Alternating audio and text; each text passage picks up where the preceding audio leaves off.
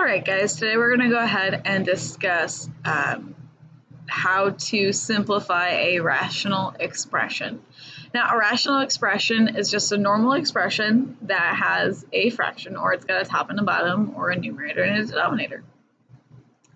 First, what you're going to do is you're going to factor both the numerator and the denominator. We're going to try and find things that have terms that are expressed as the same. So x plus 9 and x plus 9, we get to cancel them out as long as there's one on top, one on bottom. And then what's left will be my answer. Remember, you may change an expression such as 5 minus d to d minus 5 by factoring out a -1. Remember, terms never actually completely cancel away. There's always an understood 1 left over. So remember, 3 divided by 3 is still 1. It doesn't just disappear and no longer become existing. And then restrictions are what values of x would cause the denominator to be 0, because remember, can you divide by 0 and over O? The answer is no.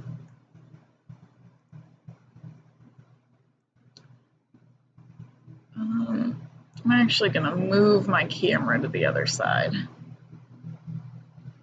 Put it up there. Okay, so step number 1 is to factor out both the numerator and the denominator. So my first question I ask myself is there any number in front of my x squared? And if that answer is no, then I can go to 2 sets of parentheses. And since that answer is no for both the top and the denominator, good to go. We're going to have my fraction, 2 sets. 2 sets on top, 2 sets on bottom. So I always ask my question, what multiplies to the first guy of x squared? Gives me x times x. And then what would add to -9? I'm sorry, let me try this again. What multiplies to -9 adds to -8? Well, I've got 9 and 1, and I've got 3 and 3. 3 and 3, no matter which way I try, is going to get me to an 8. So I need a -8, so I need a -9, so I have x minus 9 and x plus 1. Same idea on the bottom, I have 72. Oh, forgot my x's, I apologize. Oh, I should do that, not green, not red. Maybe purple. What goes into 72? Well, obviously 1 and 72, but there's no way that's going to get us anywhere remotely correct. We've got 2 and 36.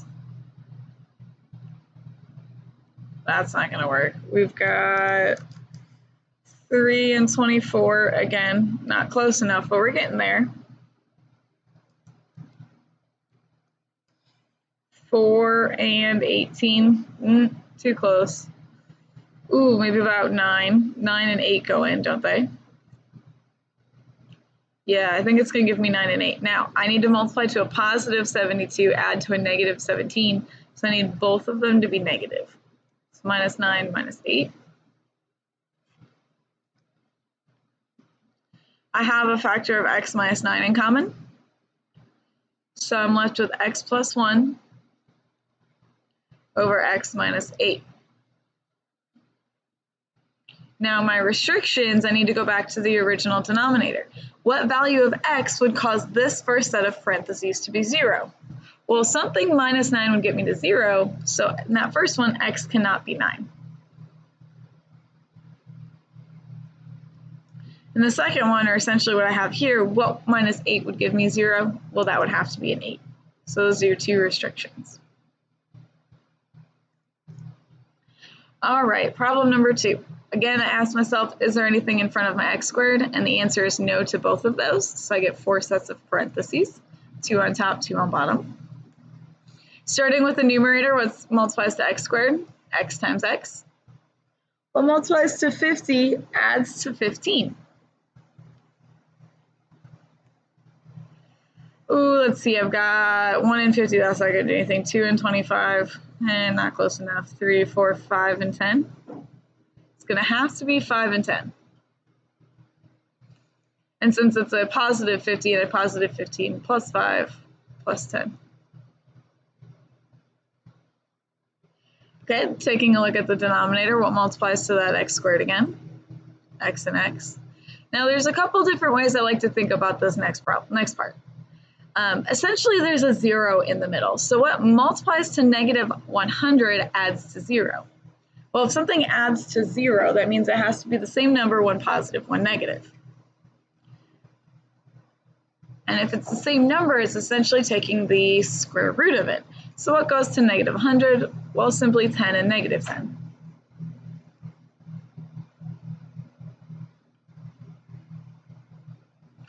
Cross out my x minus 10, or my x plus 10, excuse me. So I have x plus 5 over x minus 10.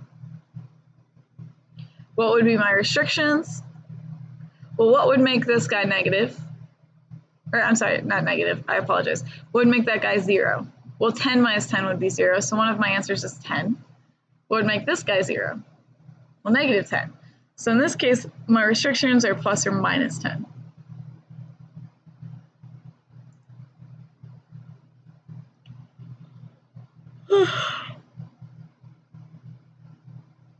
Excuse me. All right, we're going to go ahead and ask myself, is there anything in front of my x squared? That answers no. And that answers no for both the numerator and the denominator. So 2 sets of parentheses on top and bottom.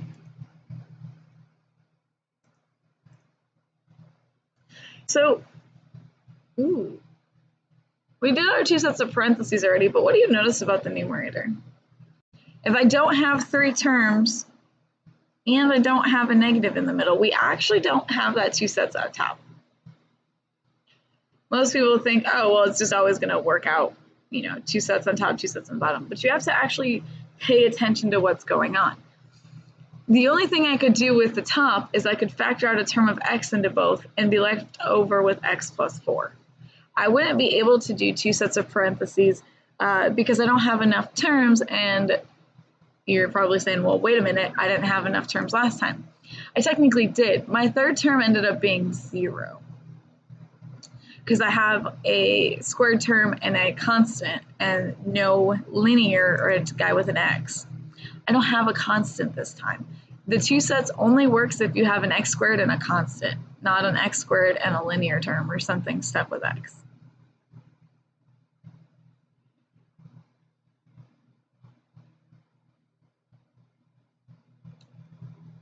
All right, what goes to x squared? X times x.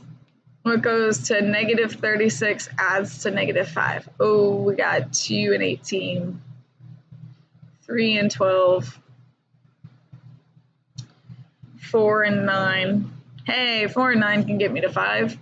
So I want a negative 5, so I want a negative 9. Since my answer is a bigger negative, since my answer is negative, the bigger number needed to have the negative sign associated. Cancel out my x plus 4s. X over x minus 9. And what would cause this to be 0? 9 would cause that to be 0. Negative 4 would cause that to be 0.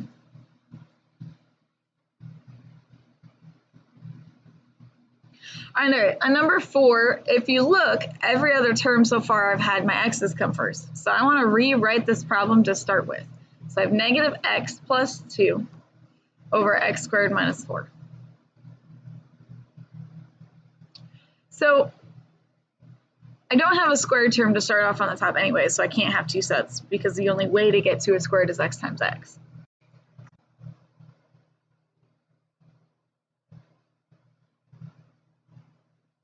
But I never want my x guy to be negative. So I'm going to divide out a negative 1 from the top. And by doing so, it causes my x to turn positive and it causes my 2 to turn negative. On the denominator, 2 sets of parentheses, multiplies to x squared, multiplies to negative 4 adds to 0, plus 2 minus 2.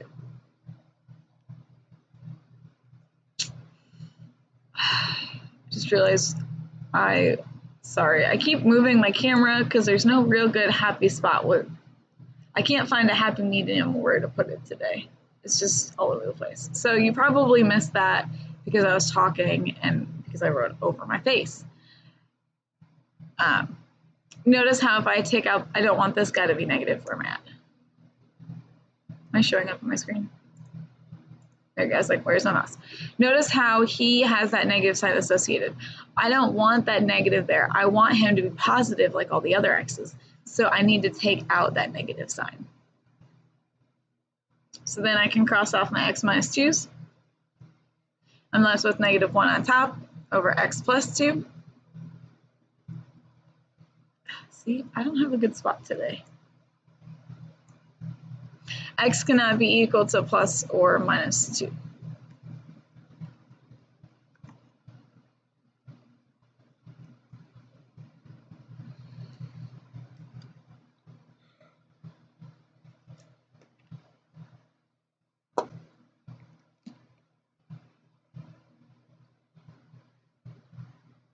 On number 5, I take a look and say, what do I have on the numerator? Well, I see I have x squared and an x, no constant, so that means the most I could take out is an x.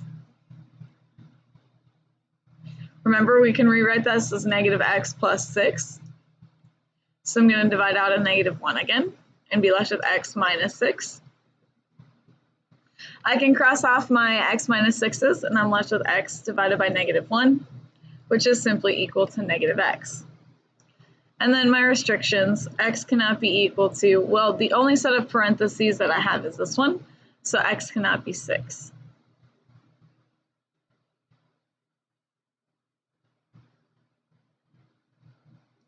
All right, number 6, we start getting a little bit more complex. I notice I have numbers in front of both of my squared terms, but I ask myself, can I divide every single term by the number in front of x squared? So for example, I have a 4. Can I say 4, 4, and 24 all divided by 4? Yes. So if that answer is yes, my first step is to divide it out. So I'm left with x squared minus x minus 6. And then I ask myself, can I do that again on the denominator? I've got 2, 8, and 6. So is everything divisible by 2? Again, that answer ends up being yes. So let's divide it out.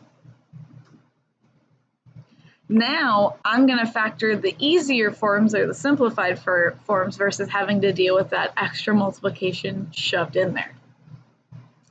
Now on top, I still have that 4, but I also have 2 sets of parentheses. On the denominator, I still have that 2, also followed by 2 sets of parentheses. The only way to get to x squared is x times x. I want to multiply to negative 6, add to negative 1. So negative 3 and 2. On the denominator, I want to get to x squared again, so x and x. What multiplies to 3 adds to negative 4. Negative 3 and negative 1.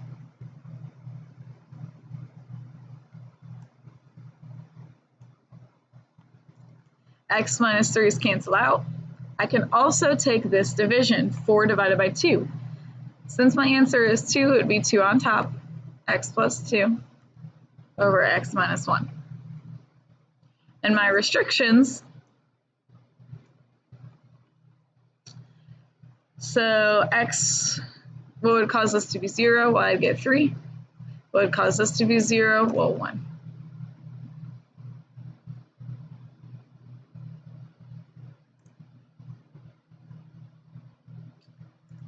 Oh, they are attached.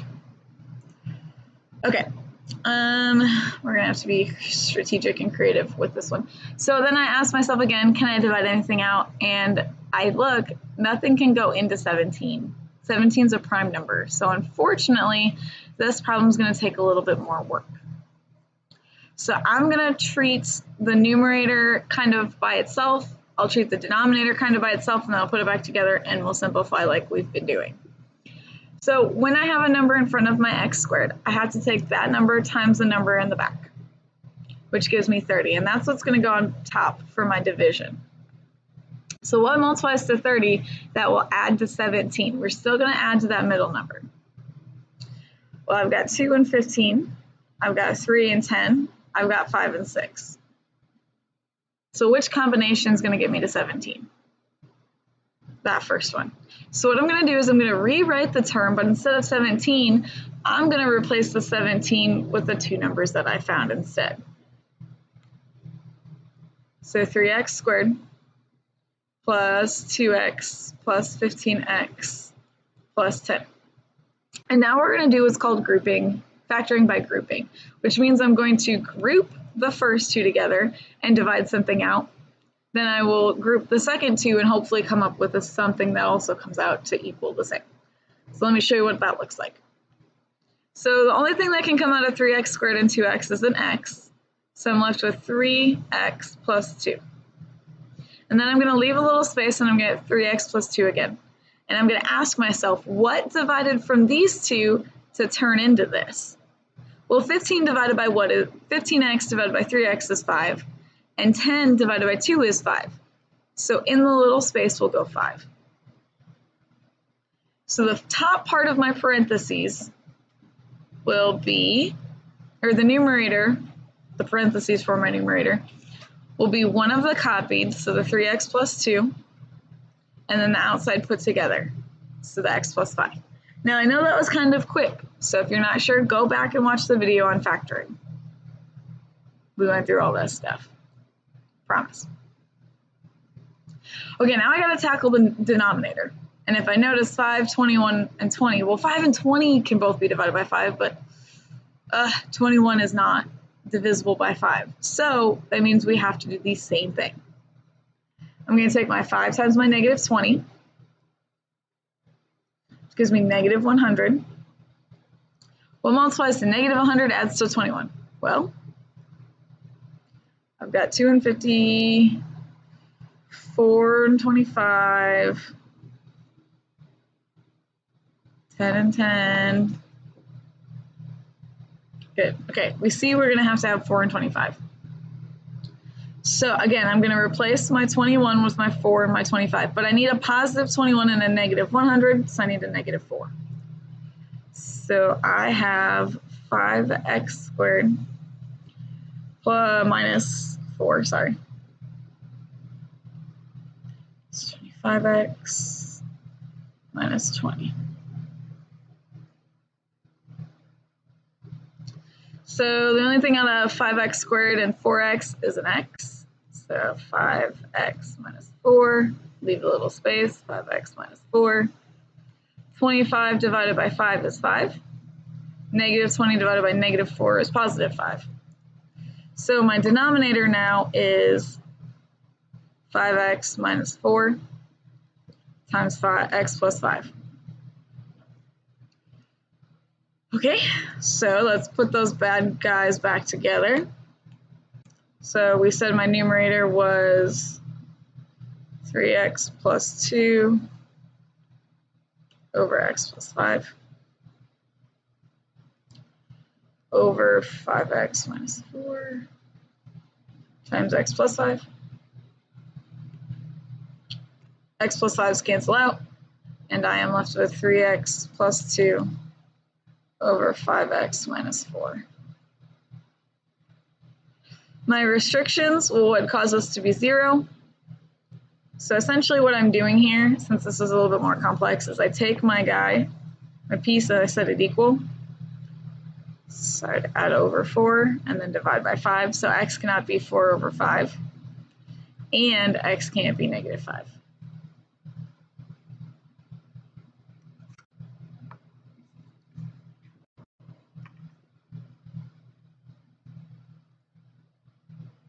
All right. I'm going to try and switch some different colors so we don't get too bamboozled on the first problem versus the second problem. I use purple. Let's go with, I guess, the pink. So on the numerator, this one's slightly easier because I don't have two fully factored or two fully big guys that need the t factoring. I can just do, this is just a undoing of distributing. So all I need to figure out is what can come out of 6 and 21. Okay, well that one's pretty easy. It's a 3. So I can take out a 3 and I'm left with 2x plus 7.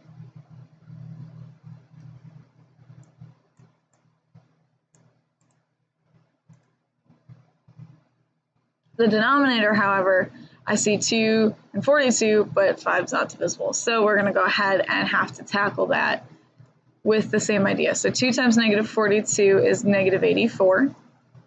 So what goes into negative 84 that adds to negative 5? So I've got 4 and 21. We already have 2 and 42, but there's no way that's going to get me to 5.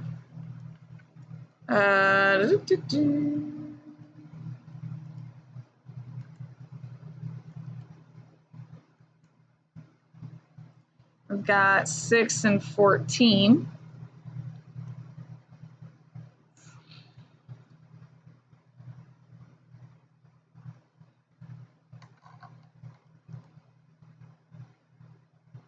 Still not going to work.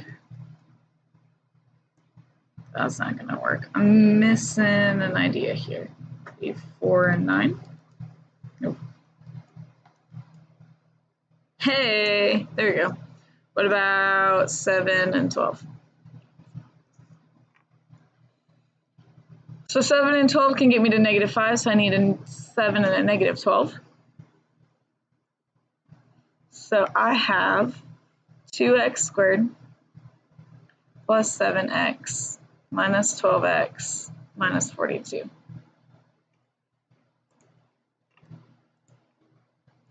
So I can take out an x, I'm left with 2x plus 7. Pretend that says 2x plus 7, I started to run out of room. Oops. And then negative 12 divided by 2 is a negative 6. So I have x minus 6 and 2x plus 7. So let's go ahead and continue working through this problem now that I have the factored form. So I have 3 over 2x plus 7 over x minus 6 times 2x plus 7. I can cancel out the 2x plus 7s, so I'm left with 3 over x minus 6. X cannot be equal to, 6 would cause the denominator to be 0 there, and then negative 7 halves. Ooh.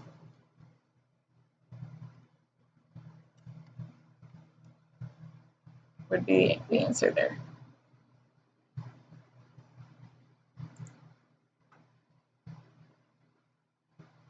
All right, I'm going to start problem 9 with you, and then I want you guys to finish it on your own. So my hint is I can start by taking out an x, and I'm left with x squared minus 9. And then I'm going to rewrite the denominator as negative 9x plus 27. So I'm going to pause. You're going to finish. You're going to come back and check your answer, see if we agree. Ready, go.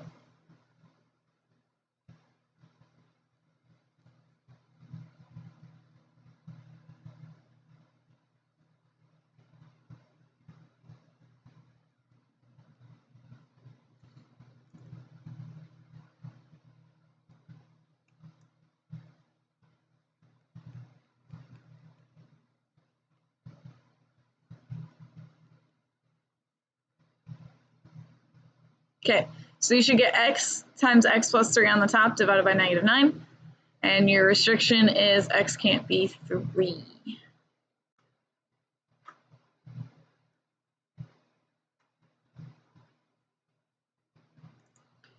All right, last one. On top, we have our 2 sets of parentheses. Let me make that a little bit bigger.